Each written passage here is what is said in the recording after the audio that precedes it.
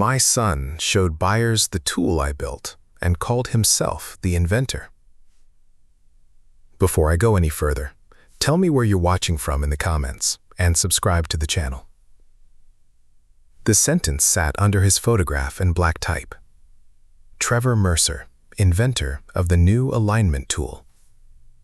I read it twice. Then I looked at the tool in his hand. It was small enough to fit inside a coffee mug. Its jaw was open around a piece of steel, exactly as I had designed it 30 years earlier. Trevor held it toward the camera with the relaxed confidence of a man presenting something that had always belonged to him. The magazine lay on my kitchen table beside a cold cup of coffee. Oil had darkened the edge of the page where my thumb touched it. I had come home from the shop expecting a quiet lunch. Instead, I found my son's face above a story about a license worth more than my building. The story called the tool a breakthrough for small manufacturers. It said the device reduced setup time. It said the design came from a young inventor who understood the future of American machining. It mentioned Trevor's education, his business sense, and his ability to see a problem differently. It did not mention me. It did not mention the first failed jaw. It did not mention the winter I slept in the office because a shipment had arrived late. It did not mention the oil-stained notebook sitting beneath the magazine. I placed my palm over Trevor's face. The paper felt thin beneath my hand. The photograph disappeared. The words remained visible above my fingers. The last paragraph carried the part that mattered. Trevor was negotiating an exclusive license with a national supplier. The buyer would receive the drawings, the manufacturing process, and the right to sell the tool under a new name. The meeting was scheduled for the following Thursday. I knew the buyer's name. Arbor Ridge Components had called the shop twice during the spring. Trevor had answered both calls. I had assumed he was discussing a subcontract. He had told me the company wanted advice about a small fixture. Advice was a smaller word than ownership. I folded the magazine along the center crease. I did it carefully. I had learned that careless hands could destroy evidence before anyone understood its value. Then I placed it beside the notebook and opened the cover. The first page carried a date from 30 years earlier. October 14th, 1994. Jaw slips under side load. Redesign stop. Test after heat treatment. The handwriting leaned forward. I had been tired. The last word had pressed through the paper. Under it, I had drawn the first rough shape of the tool that Trevor now held for the camera. I ran one finger over the indentation. Then I closed the notebook. I did not call my son. That decision came before anger, before legal advice, before I knew whether the license had already been signed. A call would give Trevor time to clean the story. It would give him a chance to move the files, alter the dates, or present my concern as confusion from an old man who had forgotten what he had made. I was 68. I had forgotten plenty of things. I had forgotten birthdays until the afternoon. I had forgotten where I parked outside the county office. I had forgotten the name of a supplier who had gone bankrupt in 2008. I had not forgotten that drawing. I picked up the magazine again. Trevor's smile looked familiar. That was the painful part. I had taught him that smile when a customer accepted a first sample. I had shown him how to keep his shoulders loose during a hard conversation. I had told him that confidence was useful only when the work could carry it. Now the work carried my name inside it, and his mouth carried the opposite claim. I put the magazine in a clean envelope. I wrote the date on the outside. Then I walked back to the shop and locked the office door behind me. The shop had been my answer to every question I could not solve at a kitchen table. It occupied a long brick building behind a tire store. with a loading door that rattled whenever a truck passed. The roof leaked above the old manual mill. The front office smelled of dust, coffee, and cutting fluid. I had spent 30 years making small tools that other people used without thinking about the hands behind them. I bought the first lathe with money from weekend repair jobs. I carried the machine through a doorway with my brother and a neighbor. The three of us set it on blocks while rain came through the roof. I was 38. I had no investors, no family trust, and no accountant waiting to explain a better route. I had a used machine, 2 customers, and a habit of writing every test down. That habit became the shop's first system. The notebook came from a hardware store that no longer existed. Its cover had been blue when I bought it. Oil and graphite turned it brown over the years. I used the pages for measurements, failures, supplier names, and the occasional reminder to pay the electric bill. I never thought of it as a legal record. It was simply the place where work became memory. The first tool I sold was a narrow clamp for holding irregular stock. It was ugly. It worked. A tool maker from Ohio bought 6 and sent me a handwritten note. He said my clamp saved him enough time to stop rushing the final measurement. I kept that note in the notebook until the paper fell apart. Trevor was 7 then. He sat under the desk while I read the note aloud. He asked whether the customer knew my name. I told him the customer knew the tool. He asked which one mattered. I said both mattered for different reasons. I did not know he would remember only the second answer. When Trevor was 12, he learned to sweep metal chips without scattering them. At 15, he could tell when a drill had begun to wander. At 19, he could read a simple drawing and ask a useful question about the tolerance. I gave him summer work because he wanted money for a car. I gave him harder work because he learned quickly. I also gave him the mistake of assuming that proximity meant gratitude. He grew up inside the shop's walls. Customers knew him before they knew his interests. Suppliers called him Leon's boy. Employees called him Trevor. Those 2 names carried different weights, and I saw the difference before he admitted it. At 24, Trevor left for a manufacturing program in another state. He returned 3 years later with a degree, a new haircut, and a plan to make the shop look modern. He wanted a website. He wanted clean drawings. He wanted product videos with bright lighting and no machines visible behind the speaker. I agreed to most of it. He began removing my name from the old presentations. The first time, I thought it was design. The slide had too many words. Trevor said the customer did not need a family history. I told him the customer needed to know who stood behind the specification. He said the shop stood behind it. That answer sounded reasonable. I let the slide change. The second time, my name disappeared from a drawing title block. Trevor said the file was going to a supplier, not a customer. The supplier only needed the part number. I restored the name myself and asked him to leave it there. He stared at the screen. Then he asked why I needed to see my name everywhere. I told him I needed the drawing to tell the truth. He called that old-fashioned. I called it a record. Neither of us moved. He left the office first. The tool in the magazine began as a problem from a customer who made thin metal housings. Their stock warped during a routine clamping step. The operators tightened the fixture. The material shifted. The final holes landed just outside the useful range. They wanted a faster clamp. They also wanted one that would show the force without needing a gauge. I spent 11 months failing in public. The first jaw slipped. The second cracked near the hinge. The third held the material. It bent the stop. I kept every version in a drawer labeled with dates. Trevor helped me deburr one of the prototypes when he was home from school. He complained that the job was slow. I told him slow work could still be honest work. He said honest work did not pay enough. I asked what he would rather do. He said he wanted to build something people could recognize. The finish cool came from a mistake I almost discarded. A small ridge on the inside of the jaw pressed the stock against a fixed reference without damaging the surface. The idea was simple, after it appeared. It had not been simple while I was looking for it. I marked the change in the notebook. I drew 3 views. I dated the first working test. I wrote the names of the 2 men who watched me repeat the test. One of them was my old apprentice, Evan Brooks. He had joined the shop at 18 and stayed long enough to learn every machine by sound. Evan left to open a repair business in a neighboring town. We still spoke once a month. He understood why I kept bad prototypes.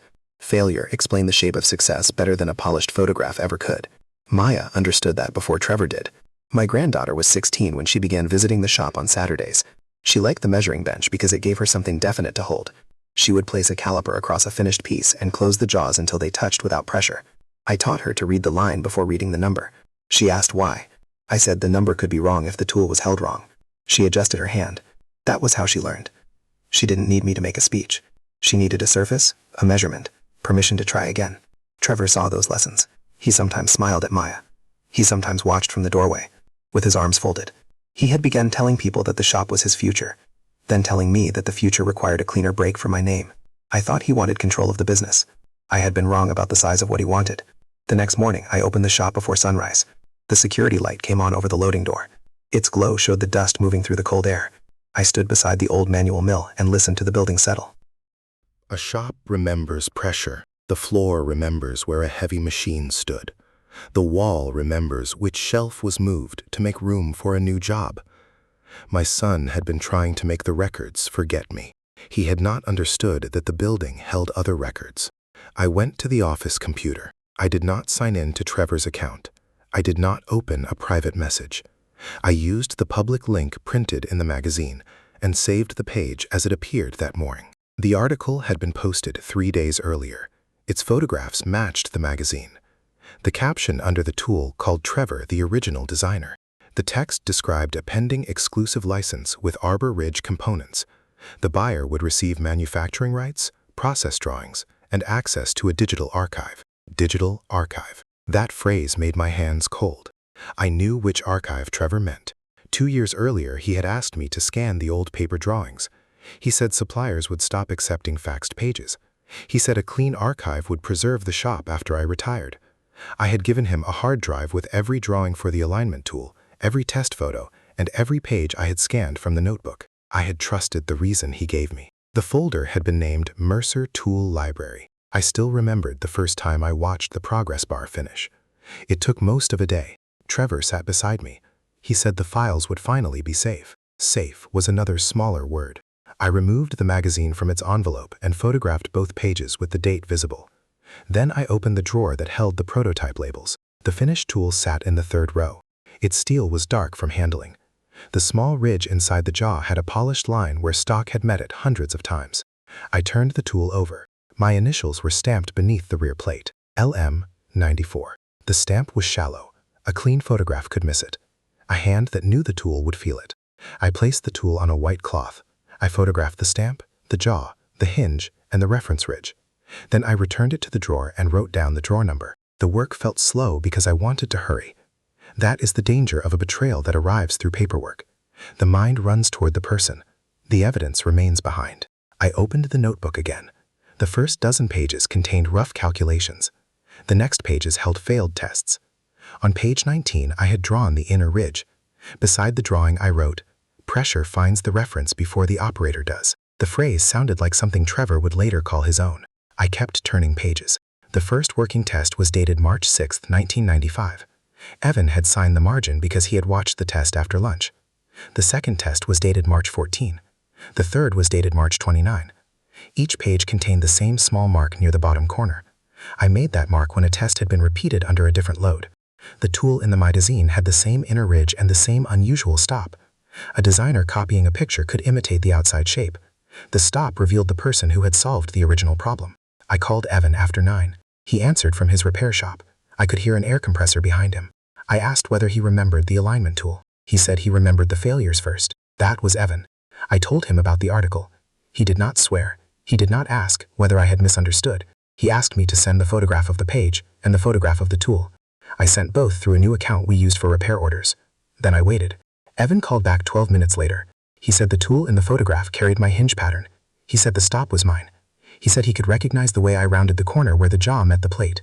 I asked how certain he was. He said certain enough to sign my name. That answer put weight in the room. Evan had signed drawings for me before. He knew the difference between remembering a shape and confirming a process. I asked him to come to the shop with any old records he still kept. He said he would be there before lunch. While I waited, I called Ruth Hale. Ruth handled intellectual property matters for several small manufacturers. She had helped the shop register a design years earlier, and she had warned me that a provisional patent application was a filing step, not a granted patent. I told the tool had been published under Trevor's name. She asked whether Trevor had permission to use the files. I said he had permission to digitize the archive. I had not given him permission to claim ownership or negotiate a license. She asked whether I had a written assignment. I said I had never signed one. Ruth was silent for a moment. Then she asked what I could prove. I told her about the notebook, the drawings, the filing, Evan, and the article. She said, "Bring me the original paper. Do not edit the digital files. Do not open his private account. Do not warn him yet." The last instruction matched the decision I had already made. Ruth asked for the filing number of the provisional application. I found it in a folder behind the old tax records. The application had been filed in 1997, 2 years after the first working test. It described the alignment mechanism in plain language and attached drawings with my initials. The application did not give me a magic right to every later product. It did something more useful that morning. It placed a dated description of the mechanism in a government record before Trevor's license existed. Ruth said that chronology mattered. Chronology was becoming a kind of shelter. Evan arrived with a cardboard box. He set it on my desk and removed 3 photocopied pages, a shop calendar, and an old photograph. The photograph showed me beside the first working prototype. I was younger, I was thinner. I still stood with one hand on the machine. Evan pointed to the calendar. The date was March 6, 1995. Under it, he had written, "Leon finally stopped the slip." The handwriting was unmistakable. The calendar also showed the names of the 2 customers who had watched the test. I asked Evan why he had kept it. He said he liked remembering the day the shop solved a problem without pretending the problem had been easy. I placed the calendar beside the notebook. The 2 pages made a bridge across 30 years. Evan studied the magazine. He recognized the photograph of the tool. He said Trevor had once asked him for an old drawing of the hinge. I asked when. He said 6 months earlier. He had called it a historical reference. He had asked whether the old mark in the margin was a measurement or a signature. Evan told him it was both. Trevor had laughed. That detail bothered me, more than the article. A person who wanted to improve a tool would ask what the mark controlled. A person who wanted to remove its history would ask whether the mark could identify someone. I asked Evan to write down everything he remembered while it was fresh. He sat at the second desk and began with the call. I watched his pen move across the form Ruth had sent me. The form had 3 boxes: date, action, witness. Simple boxes. They made memory behave. When Evan finished, I scanned the pages into a new folder with a read-only label. I made 2 copies. One went to Ruth. One went into a metal cabinet in the office. The original pages stayed on the desk until the scan had been checked twice. At 11:40, Trevor called. His name appeared on my screen. I let it ring once, then I answered. He asked whether I had seen the article. I said yes. He asked what I thought. I looked at the magazine. Evan was sitting across from me. Ruth was on the other line, waiting for the files. I said, "The tool looks familiar." Trevor laughed softly. He said I had helped him make it. The word "helped" entered the room, like a small blade. It made 30 years sound like a useful afternoon. I asked whether Arbor Ridge had signed the license. He said the meeting was to finish the paperwork. I asked whether my name appeared anywhere in the agreement. He said my name was part of the history, not the business. Then he said something I would remember exactly. He said the buyer wanted a clean inventor story. He said no one wanted to hear about an old shop owner who kept every failed test in a stained notebook. He said the industry respected people who moved forward. I did not tell him that moving forward required knowing where the first step landed. I asked whether he had removed my name from the drawings. He said the drawings had been cleaned. I asked whether he had used the archive I gave him. He said he had used what belonged to the business. The sentence carried a question. I did not ask.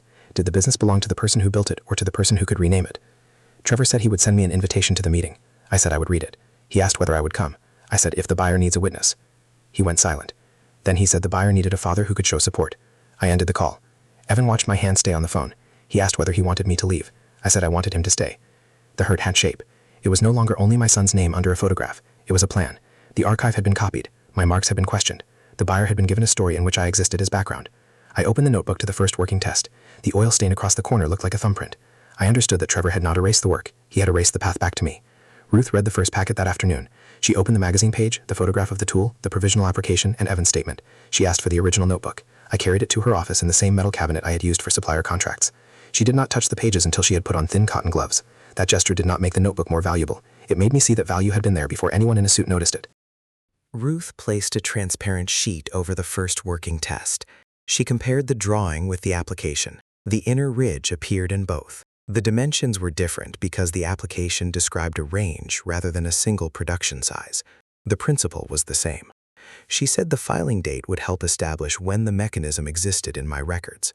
She said it would not, by itself, decide every question about ownership. The shop had operated through a company. Trevor had worked there. There could be arguments about employment, assignment, and what each person had contributed. I asked whether my name mattered. She said my name mattered because people had tried to remove it. She also said the case would stand on dated work, clear records, and a chain showing who created which part. That was Ruth's way. She returned emotion to evidence without dismissing it. I told her Trevor had copied the archive. She asked how I knew. I said he had access. The drawings had changed. The article promised a digital archive. She said suspicion was a starting point, not a conclusion. Then she asked permission to review the shop's access logs. Those logs belonged to the company. I could authorize that review as the owner. We signed a preservation instruction that froze the current files and recorded the date. The instruction did not accuse Trevor. It said the archive might be relevant to a dispute. Every action had a time, a person, and a reason. The shop computer showed that a folder had been copied on February 18th at 10:42 p.m. The copy went to a removable drive registered under a device number. Trevor had been the only person scheduled to work in the office that night. Only person scheduled. That was not the same as proof of every action. Ruth kept the distinction in place. The forensic consultant compared the copied files with the original scans. The title blocks had been changed in 23 drawings. The body of each drawing remained close to the original. My initials were gone, from the bottom corner. The revision notes had been flattened into a single layer. Another detail emerged. The file history preserved a temporary version that still carried my initials. It had been created at 10:47 p.m., 5 minutes after the archive copy began. 5 minutes. The same file had been exported again at 11:16 p.m. under a new name. The new name contained Trevor's initials. The internal revision note said, "Cleaned for presentation." Ruth printed the file history and placed it beside the notebook. The page was cold and white. The notebook page was brown and soft. One carried dates from a shop. The other carried dates from a computer. Together they showed the same shape moving through time. I asked whether Trevor could say he had only formatted the drawings. Ruth said he could say anything. The question was whether his version matched the evidence. She opened the article again. It said Trevor had developed the tool from a concept that had not previously been commercialized. It said his company had refined the process for modern suppliers. The word refined gave him room. The phrase, develop the tool, took the room away. Ruth asked me to make a list of every contribution I remembered. She told me to avoid conclusions and use actions instead. I wrote that I had identified the clamping problem, built the first jaw, tested the inner ridge, revised the stop, filed the provisional application, trained the people who repeated the test. I wrote that Trevor had helped scan drawings, made product videos, prepared a supplier list. The list did not make his work disappear. It put his work in the right place. He had done useful things. He had not invented the mechanism. That distinction mattered because I did not want the truth to require a false version of Trevor. I did not need him to be incapable. I needed the record to show what he had done. Evan added a second statement. He described the first working test, the margin signature, and Trevor's later request for the old hinge drawing. He attached a photograph of the cardboard prototype he had kept in his repair shop. The prototype looked worse than the production tool. Its jaw was thick. Its stop had been cut, twice. A bright line showed where I had filed the ridge by hand. Evan had kept it in a drawer because he used it when teaching new technicians how a design changed under pressure. The old object had no market value. Its shape remembered. Ruth asked whether I wanted Evan to be involved in the meeting with Arbor Ridge. I said yes. She asked whether you were ready to sit across from Trevor. I said I was ready to listen. That was true. I was not ready to hear my son explain the theft as a misunderstanding. I was not ready to watch him place his resentment over a table and call it a business decision. Listening was useful. Ruth sent a preservation notice to Arbor Ridge. The notice said the company had received material connected to a disputed invention. It identified my provisional filing, the dated notebook, and the claim that Trevor was the original inventor. It asked the buyer to preserve every document and pause any transfer of money or rights until the dispute could be reviewed. Dana Rusk, Arbor Ridge's legal director, replied within an hour. She said the company had not completed the license. A signing packet had been drafted. A deposit had been placed in a transaction account pending final approval. Trevor had told them the transfer was clean. Dana asked whether the workshop's ownership records were available. Ruth answered with the records she could disclose and asked for a short call. On that call, Dana did not sound angry. She sounded cautious. She said Arbor Ridge did not want a family dispute inside its product line. She also said the tool solved a real production problem, and the company had already assigned engineers to prepare a launch schedule. Ruth told her the family relationship did not change the evidence. Dana agreed. She said the company would hold the deposit and would not publish a new product page while the dispute remained open. That was the first payment I received. No money came to me. No name appeared on a screen. The license simply stopped moving toward the door Trevor had built for it. I felt my shoulders drop. Then I felt guilty for noticing the relief. The harm was still there. My son had copied the drawings and erased the names. A stopped transaction did not return the years he had spent deciding that my contribution was an embarrassment. Still, the tool would not enter a catalog under a false story that week. Ruth filed an emergency application in the local court. She asked for a temporary order preserving the disputed material and preventing completion of the license while the ownership questions were reviewed. The filing did not ask the judge to declare me the inventor that afternoon. It asked the court to keep the parties from changing the situation before evidence could be heard. The judge issued a temporary order 3 days later. The license was paused. The deposit remained held. The parties had to preserve the files and return for a hearing. Ruth called me from the hallway outside the courtroom. I was in the shop office with Evan. The old manual mill was running in the next room. She said the order was signed. Evan looked at me. I closed the notebook. The sound of the cover meeting the pages was small. It was also the first time I believed the story could not be cleaned by a single email.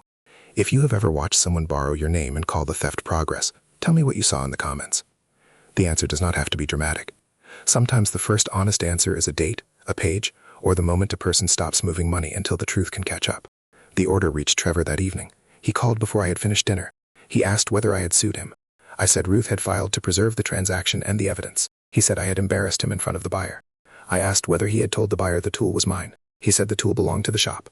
I asked why the article called him the inventor. He said the article simplified the story. I said the story had been simplified in one direction. Trevor breathed into the phone. I could hear a television in the background. A child laughed somewhere in his house. The ordinary sound made the call worse. The person who had erased me still had a family room, a refrigerator, and a life continuing around the lie. He asked whether I wanted money. I said I wanted the records returned. He said the buyer had already spent money because of me. I said the buyer had stopped the license because the records raised a dispute. He called me bitter. I asked whether he had copied the archive on February 18. He said he did not remember the date. I asked whether he had changed the title blocks. He said he had cleaned files for presentation. I asked whether he had used my provisional filing in the packet. He said the filing was old and irrelevant. That answer was a crack. He knew the filing existed. He knew what it said. He was deciding which parts of the record deserved to survive. I told him the hearing would determine what happened next. He asked whether I would testify against him. I said I would describe what I had done. He ended the call. I did not feel victorious. I felt tired. Ruth prepared the meeting materials while the court date approaching. She wanted one short presentation. She did not want me to bury the buyer under 30 years of every order and repair job. She said the buyer needed the mechanism, the date, the chain of custody, and the reason the current claim could not stand. I chose 4 objects. The magazine, the oil-stained notebook, the original drawing with my initials, the first working prototype. Evan would bring the old calendar and his statement. Ruth would bring the provisional filing and the file history. Dana would bring the license packet and the page where Trevor had named himself as inventor. The order gave us time, but it did not give us the meeting. Trevor could still persuade the buyer. He could say my filing described an early version. He could say he had transformed the device into a commercial product. He could say the workshop had given him the archive and expected him to carry its future. Some of those statements held a piece of truth. That was why the evidence had to travel in sequence. First the problem, then the failed jaws, then the ridge, then the data test, then the filing, then the copied archive. The work would speak in the order it had happened.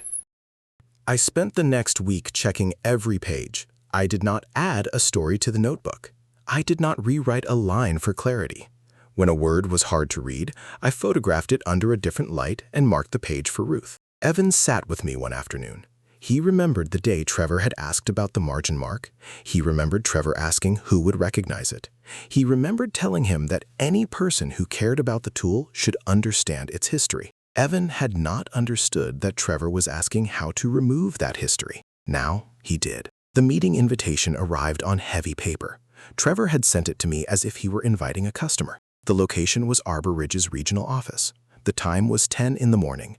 The agenda listed product review, licensing terms, and launch responsibilities. My name did not appear on the agenda. I wrote it at the bottom with a pencil. Witness. Then I put the pencil down. The Arbor Ridge office stood beside a highway exit, with glass walls facing a parking lot full of rental cars. Trevor arrived before me.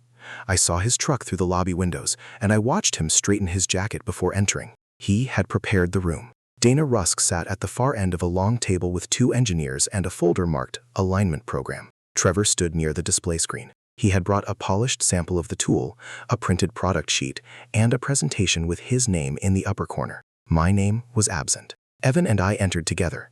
Ruth followed with the original notebook inside a clear sleeve. Trevor smiled when he saw me. The smile lasted until he noticed Evan. Then it changed. Dana stood and shook my hand. She did not introduce me as Trevor's father.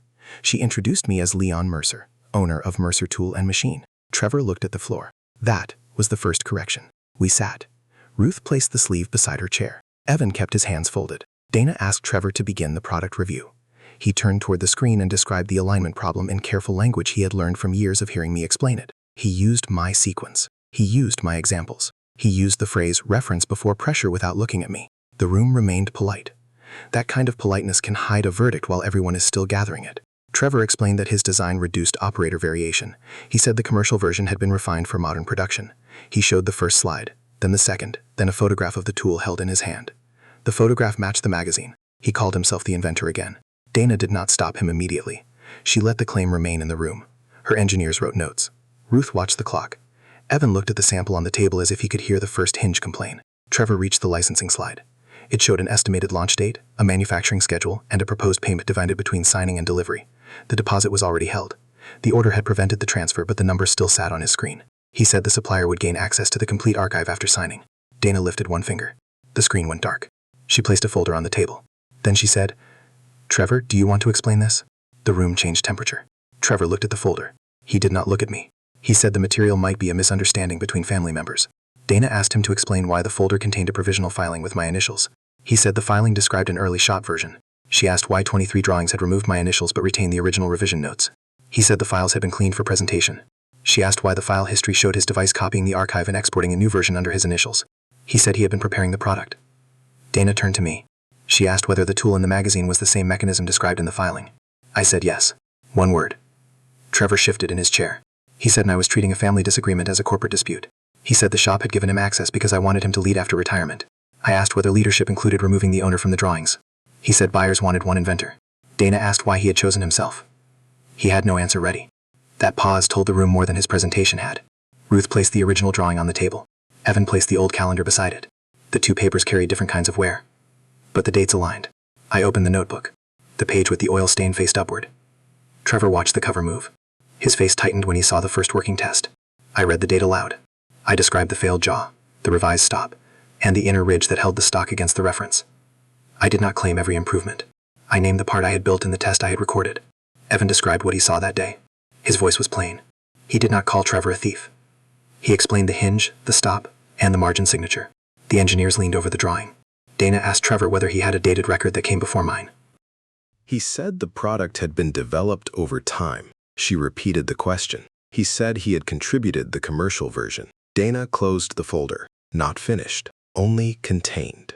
Dana asked Trevor whether he had sent the altered drawings to any other buyer. He said the archive had gone only to Arbor Ridge. Ruth asked whether he had copied the files for another purpose. He said he had made working copies. Working copies. The phrase had become a door. Ruth asked for the devices that held those copies. Trevor looked at Dana. Dana said the court order required preservation, and the company would cooperate with a lawful request. Trevor rubbed his thumb against the edge of the table. He said my attorney had turned a simple product meeting into an accusation. Ruth answered that the accusation came from the file history and the altered title blocks. The evidence had a voice. Dana asked me whether I wanted the license canceled. I said the buyer should decide after reviewing the record. I wanted the false claim removed, but I did not want to force a company to buy a story it no longer trusted. That answer surprised her. It surprised Trevor more. He had expected me to demand the whole contract. He had expected a father to reach for the same opportunity he had taken. I wanted the transaction to stop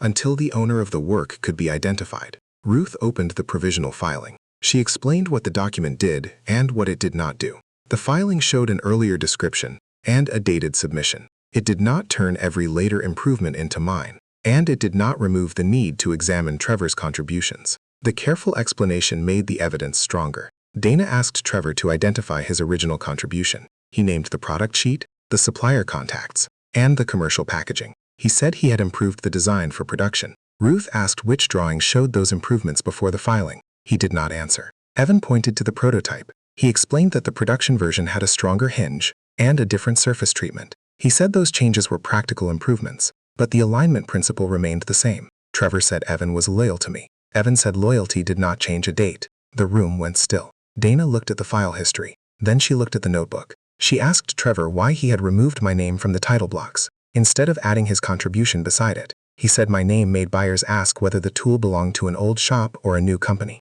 I asked what answer he wanted them to hear. He said he wanted them to hear his name. There it was. The resentment was no longer hidden behind a launch schedule. Trevor wanted independence, but he had chosen theft, because honest independence required him to begin again. Dana said Arbor Ridge would not complete the license.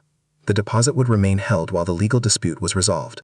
The company would remove the article from its internal launch materials and preserve the files for the court. Trevor stared at the product sheet. The buyer had stopped. The page had become evidence. Ruth asked Trevor to return the archive and surrender the devices listed in the preservation notice. He said he would speak with his own attorney. Ruth said he could do that, and the order would remain in effect. The room remained orderly. The order did not require a raised voice. Trevor asked whether I was satisfied. I said satisfaction was the wrong measure. He asked what measure I wanted. I said I wanted the record to stop lying. That answer ended the meeting. The court hearing came 2 weeks later. Trevor arrived with a lawyer. I sat beside Ruth. Evan sat behind us with the old calendar in a folder on his knees. The judge asked the parties to separate the ownership question from the family history. Ruth presented the dated work, the filing, the altered files, and the buyer's decision to pause the license. Trevor's lawyer argued that Trevor had transformed a shop concept into a commercial product. The judge did not decide the entire dispute from the bench. The court ordered continued preservation, kept the licensing funds held, and directed the parties to exchange records about creation, access, and communication.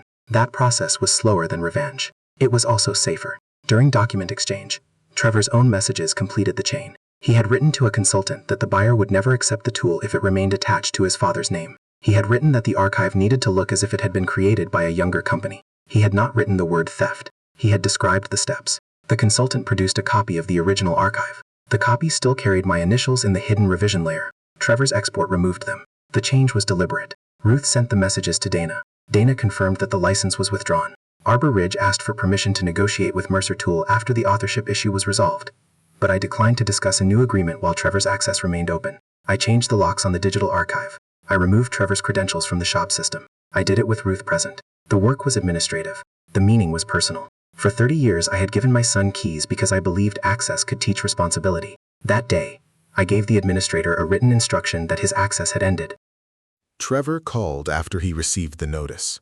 He said I was destroying his future. I said his future could not depend on pretending I had no past. He said I had made him live under my name. I said he could have built another tool. He asked whether I would help him. I said help required truth. He said truth was a luxury for people who already had recognition. I answered that recognition was not the same as permission. He hung up. The admission came later through his attorney. Trevor acknowledged that he had copied the files, removed my name, and presented himself as the inventor during the licensing negotiation. He said he had acted because he could not bear being called the owner's son. The court record described the conduct as electronic fraud and theft of business files. It did not prescribe the rest of his life. He had to answer for what he did, and I had to decide what access he would never receive again. I kept the workshop. I kept the notebook. I kept the tool. The workshop changed after that. The machines remained where they had always stood,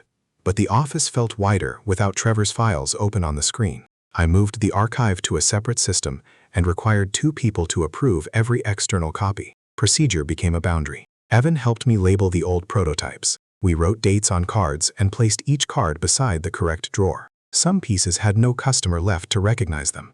They still deserved a record. The magazine went into a file with the court order. I kept the first page folded along the same crease, because the crease showed where my hand had made a decision before anyone else knew there was a dispute. Trevor did not return to the shop. He sent one letter through his lawyer. It said he regretted the way the claim had been presented. It said he had wanted a name of his own. It did not ask to reopen the archive. I answered through Ruth. I wrote that a name could be built without erasing another one. I wrote that access to the workshop was closed. I wrote that any future request would have to come through a lawyer and a complete record of the work proposed. There was no apology at my door. There was no family meeting. There was a boundary. Maya kept coming on Saturdays. She had watched enough of the dispute to understand that knowledge and ownership were different things. She never asked whether Trevor was still her uncle. She asked whether the measurement bench was free. The answer was yes. One spring morning, she brought a small steel piece she had made at school. It was a simple bracket with one angled edge and a hole drilled near the center. The edge was rough. The hole sat a little closer to one side.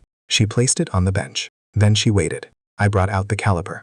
I did not take it from her. I showed her where to place her fingers and let her close the jaws. She read the line first, then the number. The bracket was outside the target by 0.2 of a millimeter. Maya frowned. She said she could make another one. I said she should first write down what happened. She opened the notebook. The old cover had become softer around the corners. The oil stain had spread through several pages, but the first working test remained legible. I turned to a clean page near the back and gave her a pencil. I told her to write the date, the material, the measurement, and her name. She asked whether she should write the mistake. I said the mistake was part of the piece. She wrote carefully. Maya Mercer. The name occupied the line without borrowing mine. That mattered more than the size of the bracket. She made a second piece the following week. The hole moved closer to the center. The edge was smoother. She measured it twice before looking at me.